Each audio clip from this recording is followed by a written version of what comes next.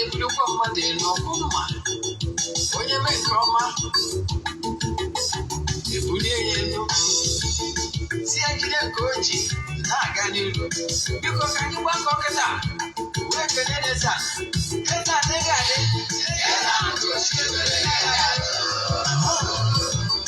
Eze-Ana Ugochitubelu nwoke ọma na oraifite ị ga-adị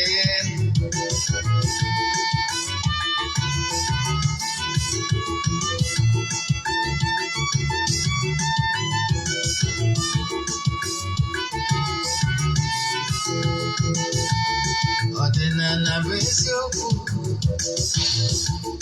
ọdịnala bụ ụzọ ndụ ị ma na o nwere olu na-eti mkpu na-asị ụmụ Igbo chigharịa ụmụ Igbo chigharịa kwa mbọsị ọ na-eti n'ụtụtụ n'abalị ọ nọ na nkụzi Eze-Ana Ugochitubelu onye ọma na oraifite onye mgbasa ozi ọma ọdịnala gaba n'ihu Eze-Ana Ugochitubelu onye malije eme ọnụ ọdịnala bụ ụzọ ndụ gaba n'ihu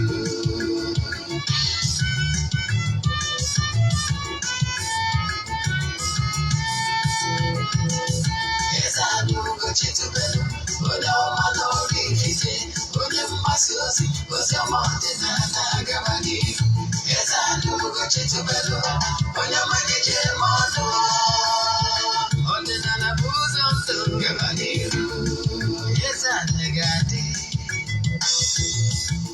Ugochitubelu ga-adị Ugochitubelu tempụl ọ ya adị maka na eziokwu ọnwa jaja ndị ụka erighị anyị fọnda mbaki ndị oche eri anyị fọnda mbaki fọda sikala aka ụgọrọ ụmụ Igbo si anyị rapụ nke anyị na nke feka mma buru Baịbụl bịa akwụkwọ akụkọ mepekwa chọọchị fa obodo ụka ụtụtụ ọma na ụmụ ọdịnala Igbo anyị bịakwa n'oge awa nke eziokwu oge anyị ji awa eziokwu niile agba nke ọ bụ mụ nwa Ogbuefi Eze-Ana Ugochitubelu na-anọ n'isi n'ụbọchị tata isiokwu anyị ji wee bịa n'ụbọchị tata bụ ihe niile ị kwesịrị ịma gbasara onye ụwa and ka esi agba afọ onye ụwa nke a bụ ihe anyị ji bịa maka ndị ọbụta bụ izi ha na-afụ m na soshal midia famgbe Ogbuefi Eze-Ana Ugochitubelu na oraifite abụ m onye isi nchụaja na Ugochitubelu ọdịnala tempụl anyị na-agba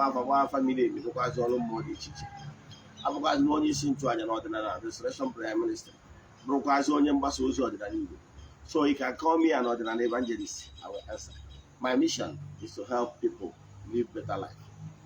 Before I gaba n'iru na nkụzi anyị ji bịa ọkwa dị mkpa echefuna na aja anyị na-achụ n'igwe anyị iri n'igwe anyị na-achụ ọnwa ọbụla nke ọnwa Nọvemba ka na-aga n'ihu anyị ga-achịkọta ya ụbọchị ikpeazụ nke ọnwa onye ọbụla so na ya bụ aja ka enweta ihe onyonyo na WhatsApp maka nchịkọta ya mana echefuna na anyị anaghị eshi ihu ọrụ maọbụ aja anyị na-achụ na soshal midia ọ dịrọ necessary maka ọ bụrụ ihe anyị ji bịa anyị anaghịkwa eshi testimonies na soshal midia ọ bụrụ ihe anyị ji bịa ihe m na-achịkọwara gị obi ike dị na aja a na-achụ maka na igwe bụ ike iji iso na ya bụ aja ihe ị ga-eme ewu ịfọwọdụ ya 3 prayer request anyị debe ya n'ọta na-achụ aja na-ekwubi okwu na-agọrọ gị ọfọ n'isi gị kwa ụbọchị ọbụla ganye n'ọnwa ahụ yes ka bụ ihe ị ga-agba nke ịbụọ bụ na ọ bụrụ ịchọrọ iso na ya ịchaachị m na WhatsApp fọwọdụ ihe a m gwara gị mee donation token to the account number ka a gwazie gị other details I need for you in order to book you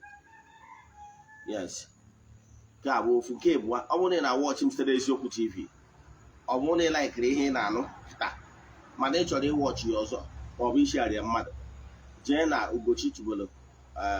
Ugochitubelu oraifite Ugochitubelu oraifite ije na YouTube ịyafịa Ogbuefi Eze-Ana Ugochitubelu oraifite ije ebe ahụ ịyafụ nkụzi niile m na-akụzi ma nke ị na-ege na ndị ekụzigoro over the years ka ofu ọ bụkwa ndị na-awọchị site n'Eziokwu TV ọ bụghị Nollywood movie ọ bụla ịwọchịrị ebe a English ị chọrọ ịwọchị ọzọ jee na Ugochitubelu movie productions ọ bụ na Igbo movie jee na Eziokwu TV Nollywood movies ka bụ ihe ya ama. Ka ọzọzi bụ ị na-enene ya na-agwa ndị mmadụ gbasara Eziokwu TV, ị na-enene for YouTube and the social media channels, share our link ka ị na-eme nke ka Chukwu Okike pụrụ ime ihe niile gozie gị. Ise ka anyị banye na nkụzi anyị ji bịa. Ekwu m na nkụzi anyị ji wee bịa bụ ihe ị kwesịrị ịgba gbasara onye ụwa, chi onye ụwa mmadụ ya na ịgba afọ onye ụwa. Ihe abụrụgo a contending issues over the years. Ọtụtụ ndị mmadụ enwere misconception ndị mmadụ nwegasịrị n'ihe gbasara onye ụwa. Sorry, mana m na-akụwa ka o doo anya gịnị bụ onye ụwa. Onye ụwa bụ ya that's ya spiritual guide. Ịkpọrọ ya guide angel, ịkpọrọ ya spiritual guide, ịkpọrọ ya spiritual being, ihe ọsọ gị kpọọ ya. Mana the thing a na-ekwu na ya bụ na ọnyanwa bụ ya third eyes.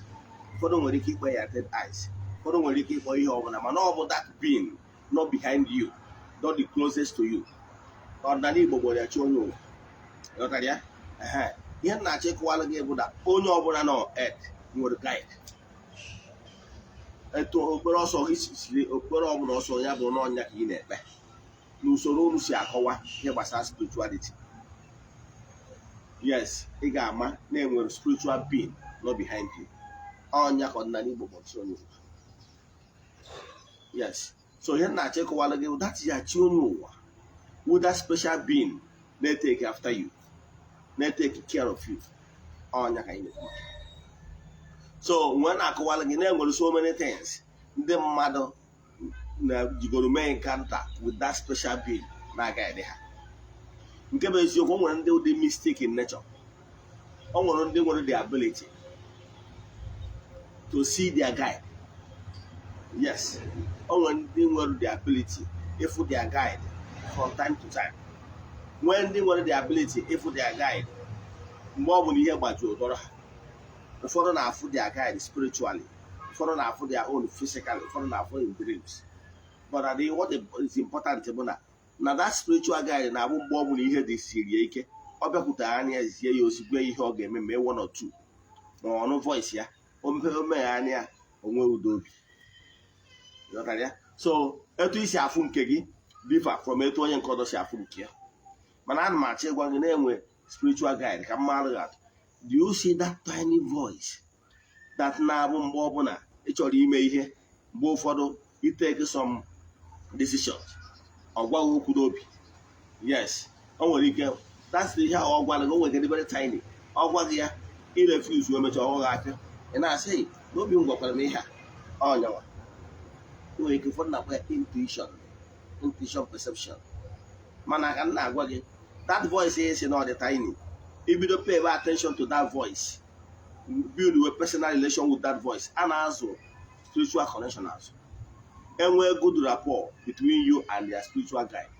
If that voice here when I say all the time, they were louder. Maka no onye afro gwa, afro ọzọ agwa ya. Awụ na afọ mmụọ ọfụ ihe gwa gị, ikwenye mee ya ọbala gị. Mmụọ ọfụ kwa ọzọ gwa gị maka na ịbụ nwa na-erube isi. Mana ọ bụrụ na ọ na-awa agwa gị, esi no. Over time, agwagido gị bụrụ onye ntị ịkpọ. Ị ma na ị na-suppress that power na-agwa gị that thing. O nwere ebe ị ga-suppress ruo, ị ma na ị na-use ya personal wish na-suppress dị mmụọ, emegido mmụọ a na ntokoma.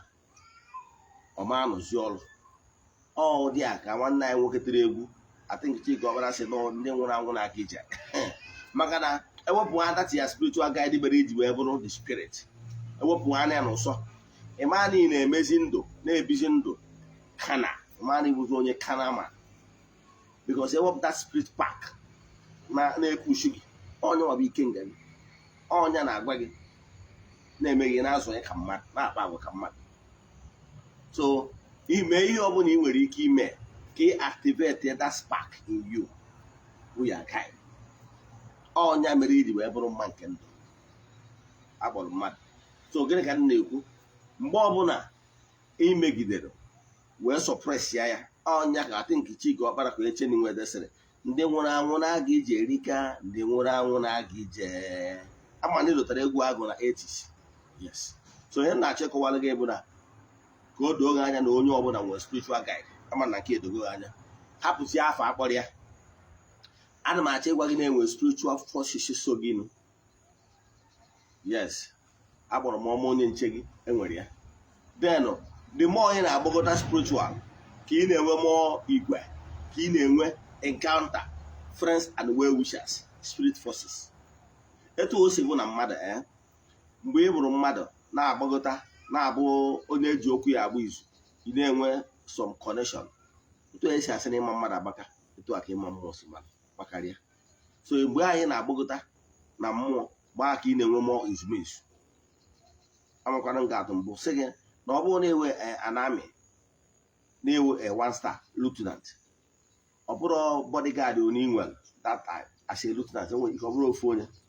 Mana mgbe ị gbagọtara as major ọ na-ebugo colonel, then ịfụ na guard gị ga-agbagọta na ya residence, enwere ike inwe guard. Ị na-apụ a guard so gị ịghọtara ya. Etu a ka ọ dị na mbụ.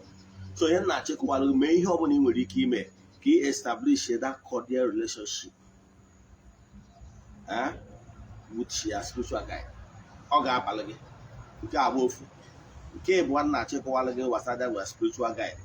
Ọtụtụ ndị mmadụ na-eme mistake, ha bata n'ọdịnala ha na-achọ na ha chọrọ inwe onye nwe onye ochie onye ụwa ha. Eziokwu na ọ dị so important ka ị mmadụ onye nwe onye ụwa gị, ka ị establish a cordial relationship with your chi onye ụwa. Mana ọ bụrụ iwu na ị ga-ama afọ ya. Enwere so many